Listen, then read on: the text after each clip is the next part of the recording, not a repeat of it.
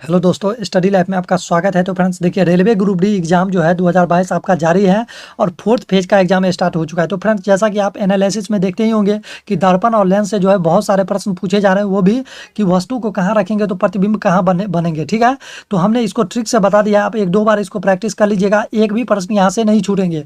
उसके बाद हम सूत्र को भी देखेंगे, न्यूमेरिकल भी देखने वाले हैं और आवर्धन क्षमता भी देखने वाले हैं। ये आपके इंपॉर्टेंट टॉपिक है क्योंकि इसी से जो है अभी क्वेश्चन पूछे जा रहे हैं। ठीक है फ्रेंड्स, तो वीडियो में अंत तक बने रहिएगा और इसको पूरा वॉच कीजिएगा ताकि आपके लिए हेल्पफुल हो सके। ठीक है, और अगर अभी तक चैनल को सब्सक्राइब नहीं किया तो चैनल को जरूर सब्सक्राइब कर लीजिएगा और उसको अपने ग्रुप में भी इसको शेयर कर दीजिएगा। तो चलिए फ्रेंड्स, वीडियो को स्टार्ट करते हैं। तो सबसे पहले यहाँ पे देख लीजिए कि उत्तल लेंस में प्रतिबिंब का स्थान और प्रकृति, क्योंकि इस कॉन्सेप्ट से आपके एग्जाम में 10 से 12 सवाल बनते हैं यहाँ से और हर शिफ्ट में पूछा जा रहा है। ठीक है, यहाँ से एक दो क्वेश्चन या तो लेंस से या फिर दर्पण से। ठीक है फ्रेंड्स, तो इसको ध्यान से देखिएगा और उसके बाद मैं इस पर एक क्वेश्चन भी बताने वाला हूँ। तो चलिए स्टार्ट करते हैं। तो देखिए, सबसे पहले ये आपका रहा उत्तल लेंस। ठीक है, उसके बाद इसको हम लोग बोलते हैं एक्सेस। तो देखिए, वस्तु को जो है लेफ्ट साइड में हम लोग रखते हैं। ठीक है, उत्तल लेंस में ध्यान रखिएगा, उत्तल लेंस में लेफ्ट साइड में वस्तु को रखेंगे और राइट साइड में आपका प्रतिबिंब बनेगा। ठीक है, तो देखिए वस्तु को जो है सबसे पहले आप इनफाइनाइट पे रख सकते हैं, उसके बाद इनफिनाइट और 2f1 के बीच में रख सकते हैं, उसके बाद 2f1 और f1 के बीच में रख सकते हैं वस्तु को, उसके बाद f1 पर आप वस्तु को रख सकते हैं और f1 और पी के बीच में आप वस्तु को रख सकते हैं। ठीक है, तो ये 6 पॉइंट है आपका जहाँ पे आप वस्तु को रख सकते हैं। तो देखिए, इसके बाद जब वस्तु को आप इस साइड रखिएगा तो आपका जो प्रतिबिंब है ये राइट साइड में बनने वाला है। ठीक है, तो देखिए हम यहाँ पे नंबरिंग कर दिए हैं वस्तु को। देखिए 1 number, 2 number, 3 number, 4 number, 5 number और 6 नंबर, यानी कि 6 जगह वस्तु को रख सकते हैं। तो देखिए, जब आप अनंत पे वस्तु को रखिएगा ना तो आपका जो प्रतिबिंब है F2 पर बनेगा। यहाँ पे देख लीजिए 1 नंबर, 1 नंबर, मतलब 1 नंबर वस्तु है तो 1 नंबर यहाँ पे प्रतिबिंब हो गया। समझने के लिए हम आपको नंबरिंग कर दिया। ठीक है, तो देखिए जब आप अनंत पर वस्तु को रखिएगा तो आपका प्रतिबिंब जो बनेगा वो F2 पर बनेगा। जब आप 1 नंबर इधर घुसकिएगा, यानी कि 1 से जब आप 2 नंबर पे आइएगा तो प्रतिबिंब भी आपका F2 से यहाँ पे बन जाएगा, F2 के बाद और 2F2 के पहले, यानी कि F2 और 2F2 के बीच में बनने वाला है। यानी कि यहाँ पे देख लीजिए 2 नंबर, तो आप इधर से 1 नंबर घुसकिएगा, आप इधर भी 1 नंबर खिसक जाइएगा। तो इस प्रकार से आप समझ सकते हैं और इसको एक दो बार प्रैक्टिस कर लीजिएगा। तो यहाँ पे देखिए, जब आप इनफाइनाइट और 2F1 के बीच में यानी कि 2 नंबर यहाँ पे आप वस्तु को रखिएगा तो प्रतिबिंब आपका बनेगा F2 और 2F2 के बीच में, यानी कि 2 नंबर यहाँ पे प्रतिबिंब। नेक्स्ट यहाँ पे देख लीजिए, जब आप 3 नंबर यानी कि ये वाला वस्तु, ठीक है, यानी कि जब आप 2F1 पर वस्तु को रखिएगा ना तो आपका जो प्रतिबिंब है वो 2F2 पर ही बनने वाला है। ठीक है, तो यानी कि इसमें कोई दिक्कत नहीं है, 2F1 पे रखिएगा, 2F2 पर वस्तु पर बनेगा प्रतिबिंब। उसके बाद यहाँ पे देखिए 2F1 से जब आगे चलिएगा, यानी कि 2F1 और F1 के बीच में जब वस्तु को रखिएगा तो प्रतिबिंब भी यहाँ पे आपका बनेगा 2F2 और अनंत के बीच में बनेगा, यानी कि ये आपका 4 नंबर बनेगा। ठीक है, उसके बाद यहाँ पे देख लीजिए, जब आप F1 पे वस्तु को रखिएगा तो प्रतिबिंब आपका अनंत पे बनेगा, यानी कि ये वाला 5 नंबर बनेगा।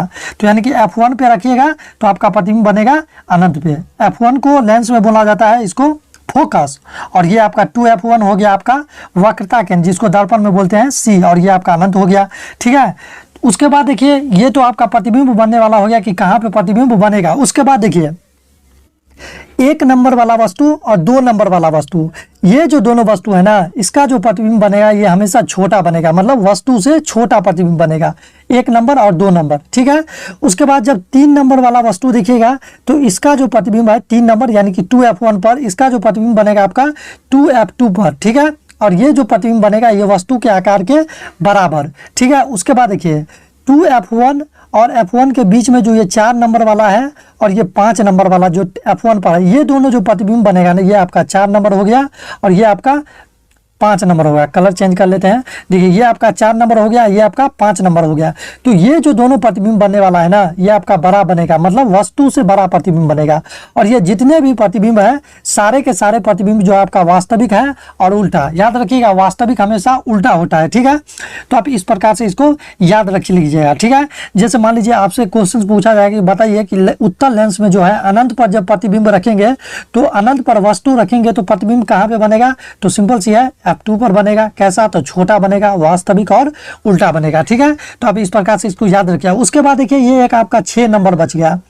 तो देखिए 6 नंबर जो है ना, जब आप 6 नंबर को यानी कि F1 और P के बीच में जब वस्तु को रखिएगा 6 नंबर को, तो आपका जो प्रतिबिंब है इसी साइड बन जाएगा 6 नंबर। ये देख लीजिए, ठीक है। यानी कि दर्पण के जिस साइड आप 6 नंबर को रखिएगा उसी साइड आपका प्रतिबिंब भी बनेगा। और प्रतिबिंब भी कैसा, तो काल्पनिक, सीधा और बड़ा बनेगा, ठीक है। देखिए काल्पनिक हमेशा सीधा होता है और कैसा होता है, बड़ा होता है, तो आप इसको याद रखिएगा। और ये कैसा है, ये काल्पनिक, काल्पनिक को ही बोलते हैं आभासी। तो इस प्रकार से रखिएगा, जब F1 और P के बीच में वस्तु को रखिएगा तो प्रतिबिंब काल्पनिक बनेगा, दर्पण के पीछे सीधा और बड़ा होगा। तो इस प्रकार से आप इसको 1-2 बार प्रैक्टिस कर लीजिएगा और आसानी से आप इसको बना सकते हैं। इसके बाद आप कभी भी नहीं भूल सकते हैं, ठीक है। चलिए एक क्वेश्चन से इसमें हमने लिए हैं, आपको दिखाते हैं, देख लीजिए कि जब किसी वस्तु को प्रतिबिंब, किसी वस्तु का प्रतिबिंब उसके वास्तविक आकार को प्राप्त करने के लिए कैसा, तो वास्तविक होना चाहिए। और वास्तविक आकार प्राप्त करने के लिए, सॉरी यहाँ पे ध्यान दीजिएगा, वास्तविक आकार का मतलब हो गया बराबर प्रतिबिंब, मतलब वस्तु के आकार के बराबर प्रतिबिंब बनना चाहिए, ठीक है। प्राप्त करने के लिए वस्तु को उत्तल लेंस के सामने कहाँ रखना चाहिए, तो जैसा यानी कि हमने यहाँ पे कॉन्सेप्ट में आपको बताया है, यहाँ पे देख लीजिए, जब आप 2F1 पे वस्तु को रखिएगा तो 2F2 पर बनेगा और वस्तु के आकार के बराबर बनेगा। तो यहाँ पे देख लीजिए, तो इसका आंसर हो जाएगा, क्या हो जाएगा, वास्तविक आकार प्राप्त करना है मतलब बराबर आकार का प्रतिबिंब बनना चाहिए। तो कहाँ पे रखेंगे, 2F1 पे आप वस्तु को रखिएगा तो आपका बराबर आकार का प्रतिबिंब बन जाएगा, ठीक है। तो आप इस प्रकार से आंसर, कोई भी क्वेश्चन यहाँ से पूछा जाएगा आप आसानी से इसको बना सकते हैं। चलिए नेक्स्ट देखते हैं। नेक्स्ट याद रखिएगा, नेक्स्ट है कि अवतल लेंस में, देखिए अवतल लेंस में जो है ना, ये कंडीशन है कि वस्तु के किसी भी स्थान पे आप अवतल लेंस में रखिएगा, इसका जो प्रतिबिंब है हमेशा काल्पनिक, सीधा और छोटा प्रतिबिंब बनने वाला है। तो इसमें कोई चेंजेस नहीं है, कोई आपको देखने की जरूरत नहीं है, सीधा आप इसको ध्यान रखिएगा कि अवतल लेंस में काल्पनिक, सीधा और छोटा प्रतिबिंब बनता है। नेक्स्ट यहाँ पे है लेंस सूत्र। तो देखिए लेंस सूत्र से आपके एग्जाम में न्यूमेरिकल पूछा जा रहा है, तो इसका सूत्र होता है 1/v माइनस 1/u और बराबर होता है 1/f होता है, ठीक है। आप इसको याद रखिएगा। दर्पण सूत्र में अगर पूछा जाए तो यहाँ पे प्लस का दिया है तो दर्पण सूत्र, ठीक है। देखिए u का मतलब होता है वस्तु दूरी, v का मतलब होता है प्रतिबिंब दूरी और f का मतलब होता है फोकस दूरी, ठीक है। नेक्स्ट यहाँ पे देख लीजिए, न्यूमेरिकल के लिए यहाँ पे हमने कर भी दिया है, जैसा कि यहाँ पे देख सकते हैं, देख लीजिए कि न्यूमेरिकल के लिए जो है u का मान जो है हमेशा निगेटिव लेना है। u मतलब हो गया वस्तु का दूरी। अब वस्तु दूरी क्वेश्चन में चाहे पॉजिटिव दिया हो, निगेटिव उससे मतलब नहीं है, u का मान आपको हमेशा निगेटिव में लेना है, यानी कि माइनस में। नेक्स्ट है फोकस। तो देखिए उत्तल लेंस में जो है ना, फोकस आपको हमेशा पॉजिटिव लेना है उत्तल लेंस में, लेकिन अवतल लेंस में फोकस निगेटिव हो जाएगा। यहाँ पे देख लीजिए हमने कर दिया है इसको दोनों को अलग अलग, कि अवतल लेंस में फोकस आपको निगेटिव लेना है और उत्तल लेंस में फोकस हमेशा पॉजिटिव। देखिए v का मतलब हो गया प्रतिबिंब। तो देखिए प्रतिबिंब का मान जो हमेशा आपको वास्तविक में जो है पॉजिटिव लेना है और काल्पनिक में जो है अवतल लेंस के लिए भी या उत्तल लेंस दोनों के लिए जो है आपको निगेटिव लेता है, क्योंकि देखिए अवतल लेंस में हमेशा कैसा बनता प्रतिबिंब बनता है, काल्पनिक। तो दोनों के लिए चाहे अवतल हो या उत्तल, काल्पनिक प्रतिबिंब के लिए जो है हमेशा v का मान निगेटिव लेना है और वास्तविक के लिए हमेशा पॉजिटिव लेना है, ठीक है। तो आप इस प्रकार से इसको चिन्ह परिपाटी इसको बोलते हैं, आप इसको याद रखिएगा और आप न्यूमेरिकल आसानी से बना सकते हैं। जैसे कि यहाँ पे हमने लिया है, जैसे कि देखिए कि अगर किसी उत्तल लेंस, देखिए उत्तल लेंस है, ध्यान दीजिएगा, उत्तल लेंस है में 10 सेंटीमीटर की दूरी, दूरी का मतलब हो गया वस्तु दूरी। तो देखिए वस्तु दूरी हमेशा आपको बोले हैं, चाहे लेंस हो या दर्पण हो, चाहे उत्तल हो या अवतल, हमेशा आपको निगेटिव लेना है। तो u का मान हो गया आपका 10 सेंटीमीटर, चाहे क्वेश्चन में दिया रहे या नहीं, उससे मतलब नहीं है, आपको निगेटिव लेना है, ठीक है।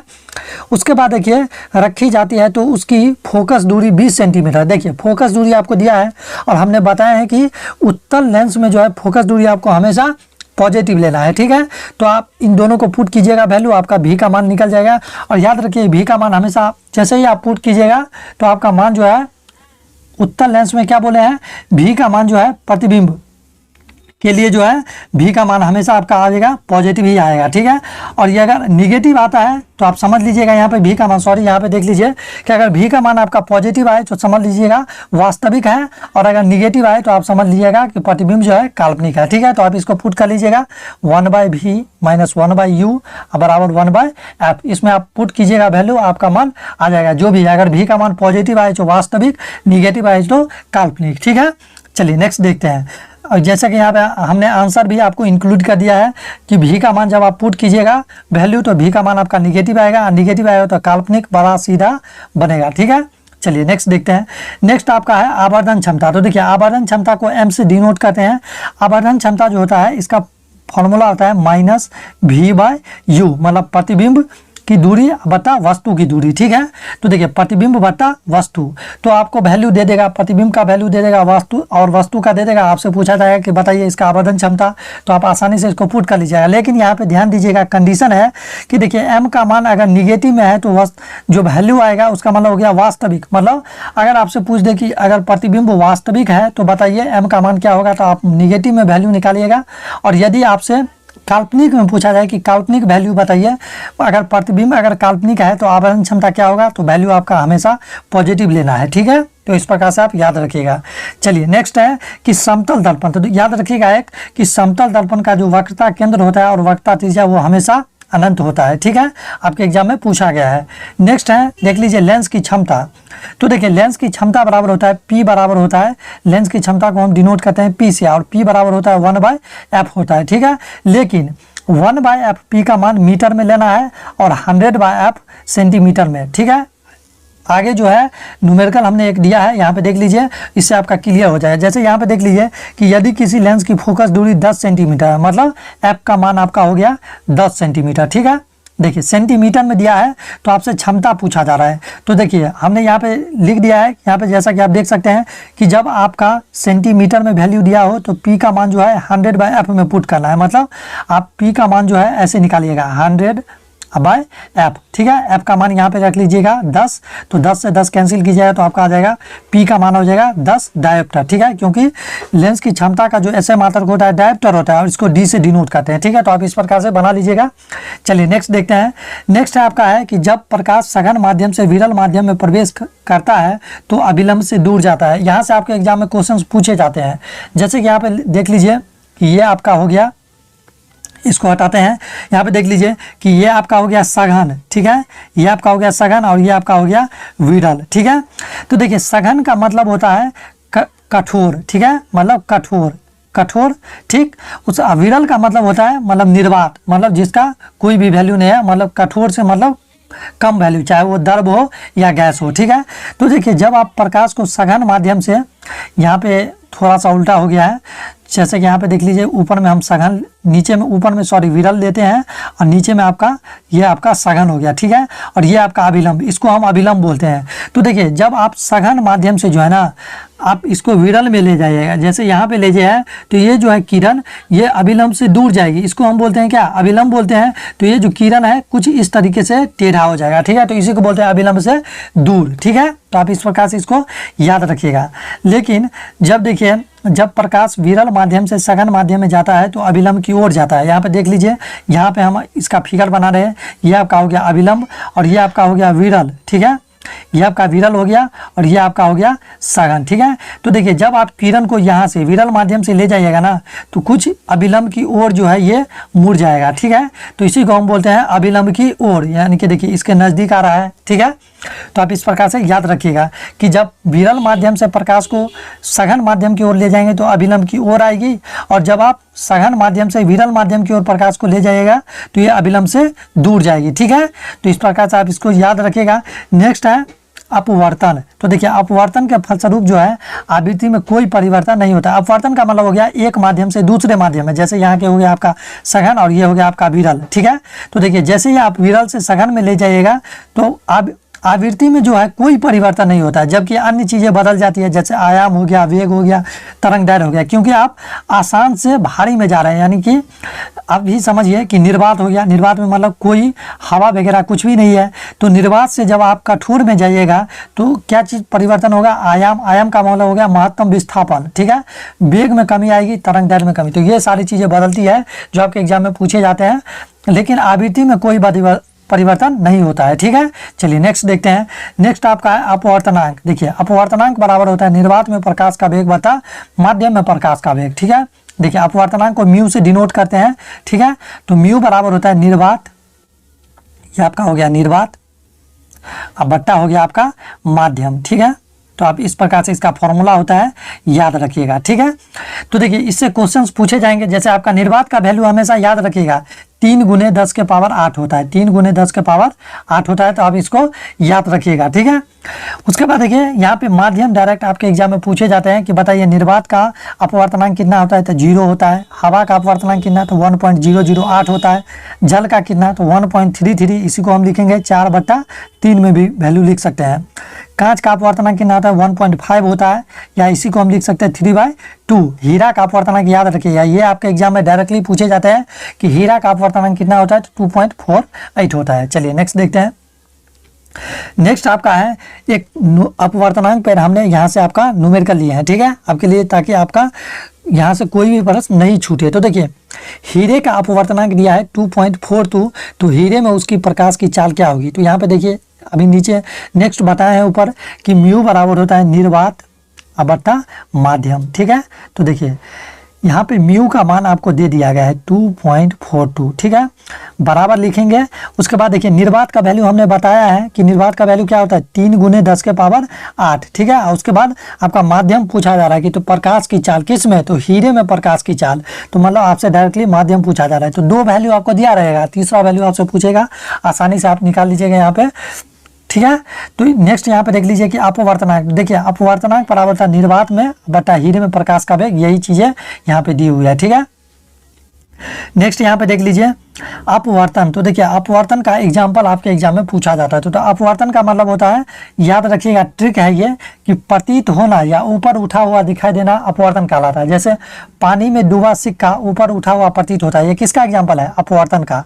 जैसे देखिए तारा का टिमटिमाना, तारा कहाँ पे है, ऊंचाई में होता है, मतलब आकाश में होता है, तो इसका मतलब क्या हो गया, ये ऊंचाई में है। ऊंचाई में है तो मतलब उठा हुआ प्रतीत होता है, मतलब अपवर्तन का एग्जाम्पल हो गया। ठीक है, सुबह शाम के समय सूर्य का बड़ा दिखाई देना, सूर्य ऊपर में होता है आकाश में, मतलब पृथ्वी से ऊपर, तो इसका मतलब क्या हुआ, ऊपर उठा हुआ प्रतीत मतलब अपवर्तन। तो इस प्रकार से आप एग्जाम्पल याद रखिएगा। नेक्स्ट है पूर्ण आंतरिक परावर्तन का एग्जाम्पल आपके एग्जाम में पूछा जाता है। तो हीरे का चमकना और मृग मरीचिका का बनना, ये दोनों जो है पूर्ण आंतरिक परावर्तन का एग्जाम्पल है। तो आप इसको याद रखिएगा, आपको डायरेक्ट आपके एग्जाम में पूछा जाएगा कि हीरे का चमकना कौन सा, किसका उदाहरण है। ठीक है, तो पूर्ण आंतरिक परावर्तन का। ठीक है, चलिए नेक्स्ट देखते हैं। नेक्स्ट देखिए यहाँ से आपके एग्जाम में बहुत सारे प्रश्न पूछे जा रहे हैं। तो देखिए ये कुछ रंग का जो है क्रम है, तो आप इसको इस प्रकार से याद रखिएगा, बै आ नी ह पी ना ला।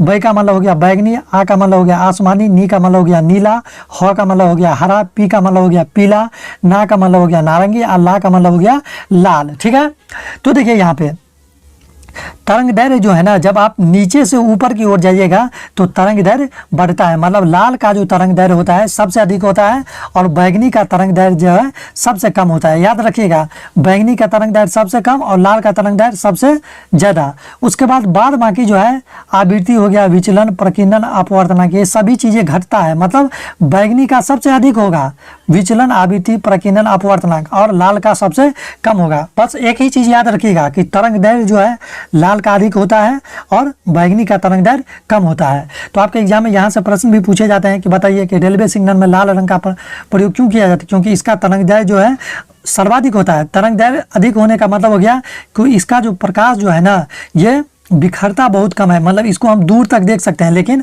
बैगनी रंग को हम दूर तक नहीं देख सकते हैं, इसीलिए रेलवे सिग्नल में लाल रंग का प्रयोग किया जाता है। ठीक है, तो इस प्रकार से आपके एग्जाम में क्वेश्चंस पूछे जाएंगे। बताइए कि आपको 4 ऑप्शन दे देगा, 4 कलर आपसे दे दिया जाएगा और पूछा जाएगा कि बताइए कि मान लीजिए यहाँ पे हमने आपके 2 ऑप्शन ले लिया, ठीक है, नीला और पीला। ठीक है, तो देखिए 2 ऑप्शन आपको दे दिया, पूछा जाएगा कि बताइए इनमें से जो है किसका तरंग दैर्घ्य जो है सबसे अधिक होगा, तो किसका होगा। तो देखिए जैसे ही हम नीचे से ऊपर जाएंगे तो सबसे अधिक तरंग दैर्घ्य होता है, बढ़ता है, तो लाल का सबसे अधिक होगा, उसके बाद नीला का, तो यहाँ पे देख लीजिए नारंगी, सॉरी यहाँ पे नारंगी ले लीजिए, नारंगी। तो देखिए नारंगी है ऑप्शन में, लाल नहीं है, और नारंगी है, तो आपका ऑप्शन यहाँ पे क्या हो जाएगा, नारंगी हो जाएगा, मतलब नारंगी का इस ऑप्शन में तरंग दैर्घ्य अधिक होगा। ठीक है, तो इस प्रकार से आपके एग्जाम में घुमा फिरा के यहाँ से भी क्वेश्चन पूछे जाएंगे, आप आसानी से बना लीजिएगा। ठीक है, तो ये सारे के सारे जो है लेंस चैप्टर से जो है पूरी के जो है कॉन्सेप्ट